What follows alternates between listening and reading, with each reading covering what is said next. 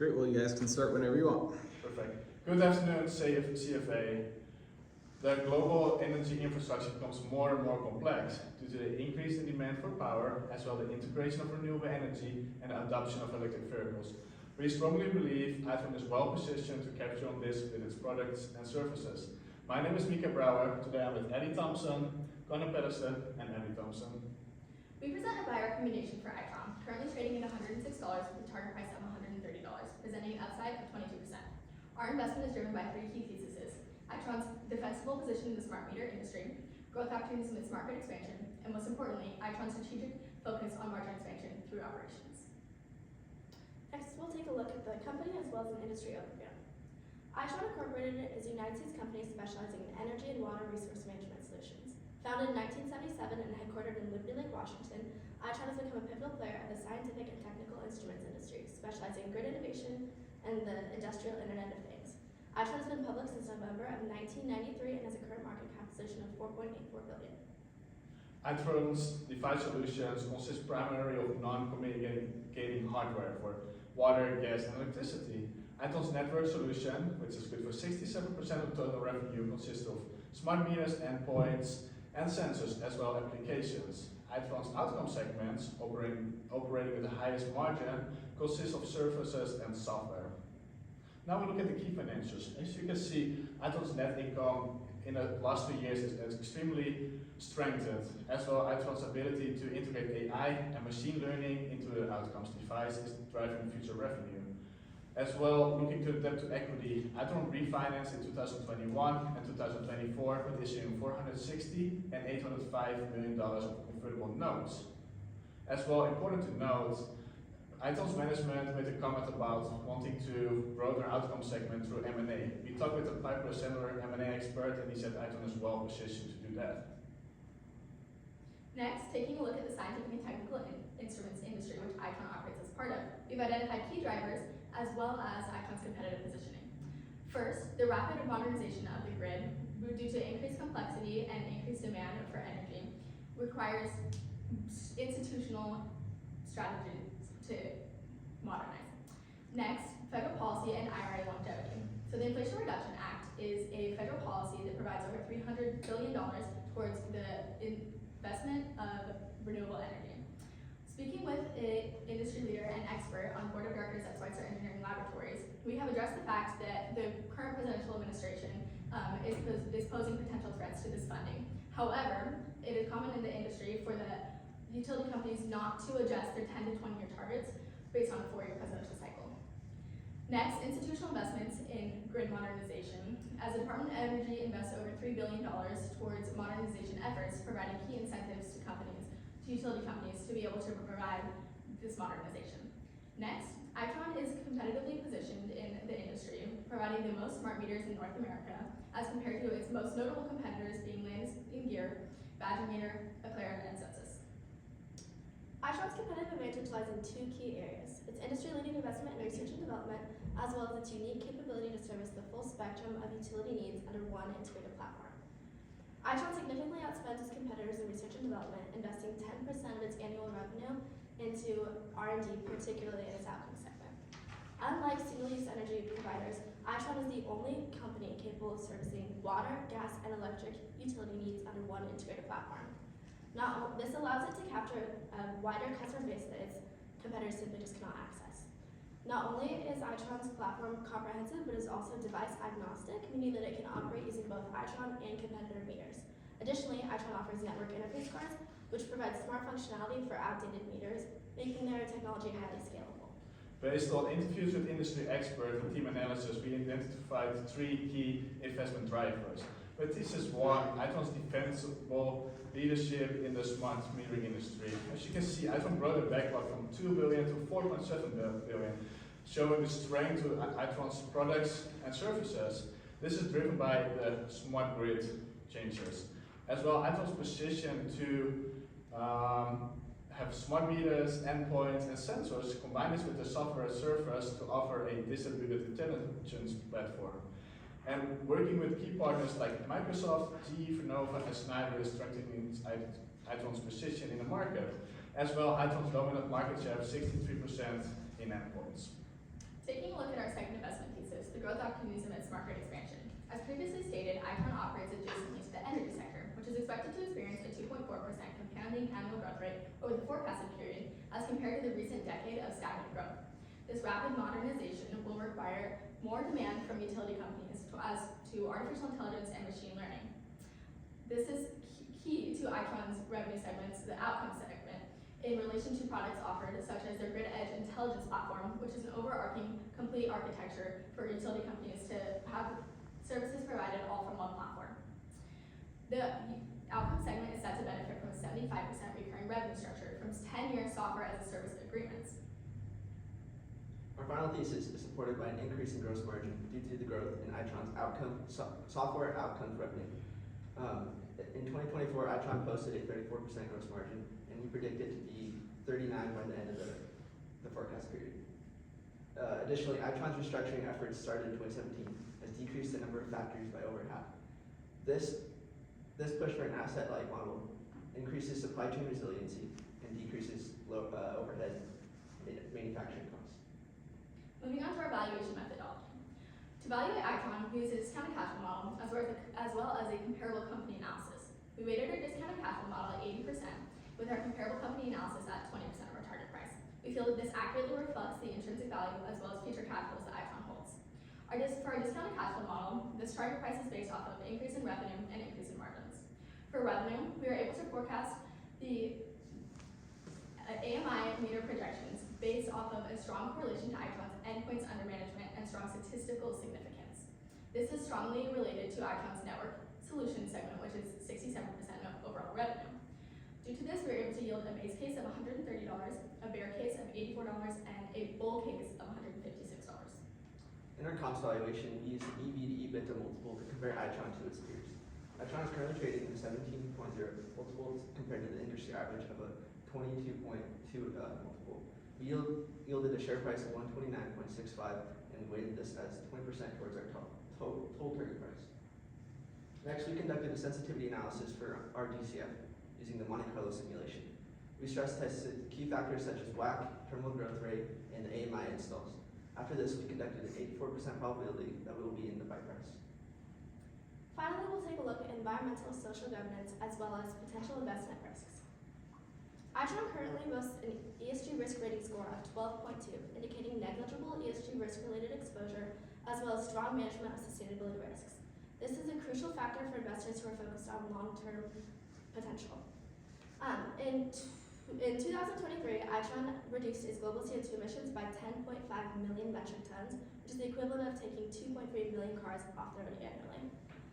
Through their grid optimization, they were able to reduce peak electricity demand by 15% in implemented regions, primarily through optimization of electrical vehicle charging and leveraging of virtual power plants.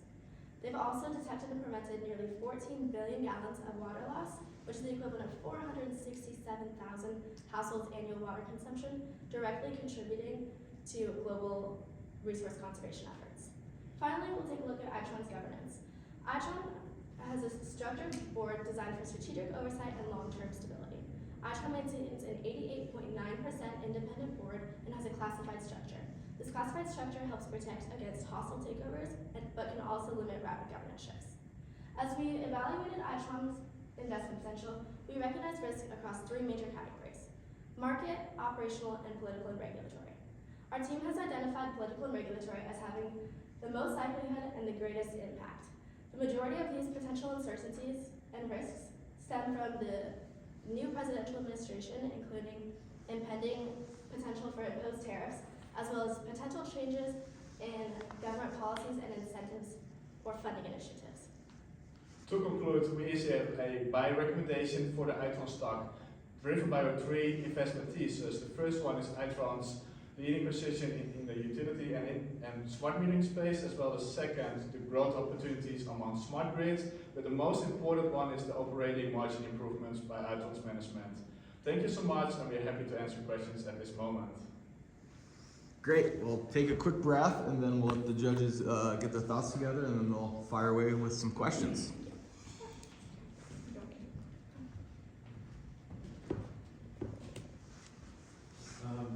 I really like that you use both the discounted cash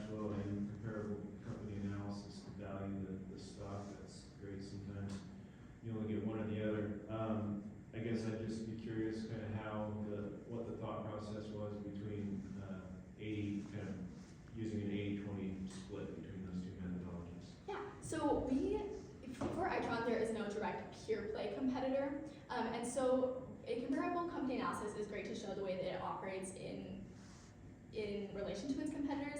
However, it's not as accurate of a reflection as an intrinsic value that was shown through the discounted cash flow model. And so for that reason, we felt it was best to reflect mostly on the discounted cash flow model with some representation of its competitors as well. So I've got a quick one. So, and this is truly like, because I'm curious, how did you guys get a comp on GE for Nova? Isn't that a part of GE? How did you guys get a valuation on that? I think it's a component of a large conglomerate.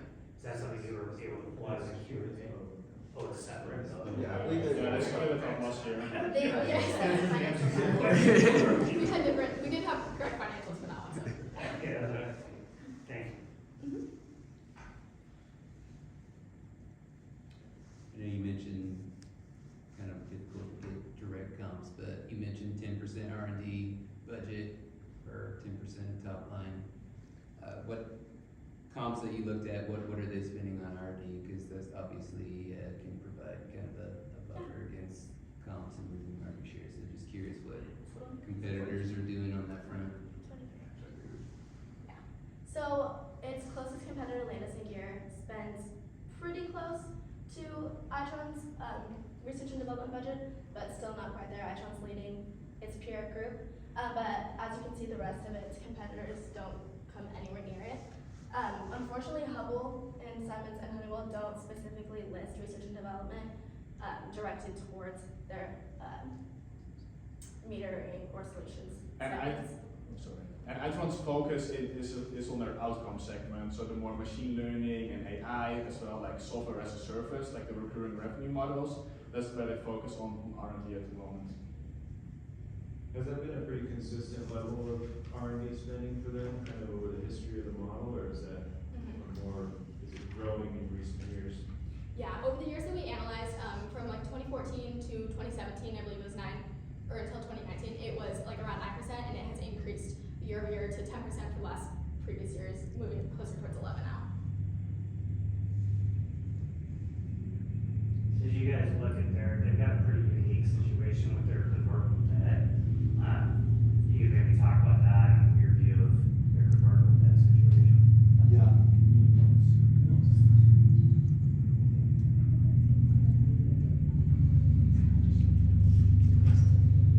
So yeah, in 2021 and 2024, they released convertible notes, 460 versus $805 million. The one in 2021 release is going to expire in 2026, and the other one in 2030. There's a small potential risk for dilution, but I don't hedge the position for this with financial institutions. Can you rephrase what you? Well, I guess my question is, do you feel like that's a pretty good debt raise? If you were a company, is that? Personally, yes and no. Yes, it's relative. They didn't have any interest payments. They need to take a small discount on both convertible notes. The thing I didn't like, they hedged their potential dilution risk if it was above the strike price, the convertible strike price, and that is a significant cost. I think it was 60 million, around 30 million for the 21, around 70 million for the 2024. So that's like not directly interest cost, but of course indirectly it's interest cost. So that part of it is. Yeah, it's pretty cheap finance. Yeah, we believe that Itron's management has announced that they would like to make a merger and acquisition in their outcome segment, and so we believe that they are issuing debt to build capital. As you can see, they have an outstanding amount of cash on their balance sheet right now, looking to make that merger and acquisition. So following up on that, in terms of the fact that there's not a lot of competitors against them, like, who could they acquire? Like, I mean, I understand they're sitting on $1 billion in debt, or $1 billion in cash, and really great balance sheet, but. So, like she said, we believe they're looking for an acquisition within the outcome segment.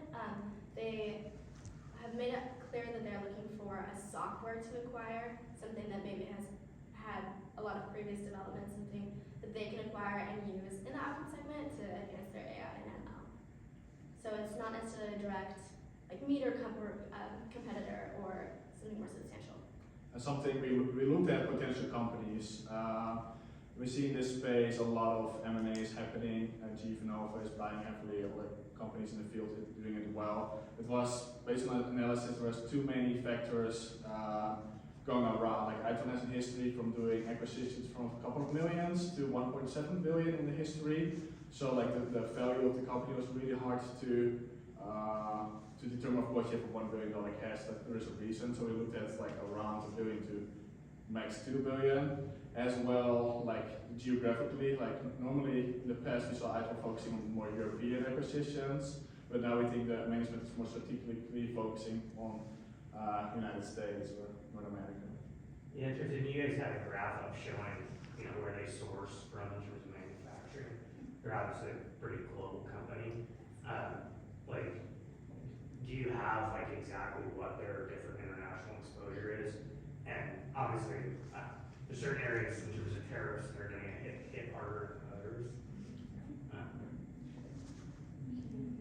We can show their revenue breakdown. So it is, I believe, around 83% of their revenue is sourced from the United States and Europe. And then beyond that, it's 13% in the You're saying their revenue or where they're building stuff? Oh, right. Sorry. Oh yeah, so we You can go back to tariffs. Yeah, so that's their manufacturing location. Yes, so they closed a lot of factories in Europe, part of the operation efficiency plan. So the current factory, this was the factories in 2019, and then on the next slide we have the factories at the end of 2024. So next slide. So and that's the reason why we saw the operating increase of operating profits. Like it was poorly performance like 2017, and now we see like financial strength in the company, and that's the reason why we abolished the company. Just management effectiveness to close factories, work more efficient, work with an asset-light strategy to focus on margins. And then if you'd like, I know you touched on tariffs, we'd love to be able to share some news about the tariffs, if there's one to this slide. 43. So our assumptions, we couldn't directly find the exact numbers, companies not publishing it, we talk with experts, but we assume 30% of the total cost of goods sold is coming from Mexico. Management made a really good statement in the earnings call, it can be a potential risk. Also important to note, Idaho is really confident to mitigate the potential tariffs to customers because of the high demand in products. But in case of, we made base case plus, and a worst case scenario. So we, in our main case, and I think Idaho's management as well, they are really confident to push those potential. Basically, what you're saying though is that 55% of their production comes out of the U.S. because only 30% is Mexico and 15% is Europe. Correct. So about 50% is actually won't be affected by tariffs. Correct. Yes. It's important to note that Icon believes that they do not see a significant risk coming from China. However, the tariffs imposed on Mexico, they see as the only potential threat, but they do believe that if they don't see an on-again, off-again type of structure with tariffs, and it's really a solid tariff plan moving forward, then they will be able to pass the majority, like all of that off, all of the increase of costs onto customers. However, we did create this case to reflect if they were not able to. So are they affected by FERC or are they independent? Like, utilities have to get approval to get price increases. They're just private, right? They don't have to get FERC approval. Yeah, they have a dynamic pricing model that they introduced a few years ago. It's an inflation index pricing model. I believe 75% of their backlog is Repriced. Yeah, repriced. Perfect. Well, that is right at 10 minutes of Q&A. So take a deep breath. Congratulations for being done, and you guys did a great job. And we'll meet you at Davis Pizza, and we can share the results. And yeah, you can ask us some questions. So That's awesome. Thank you so much. Congrats. Thank you.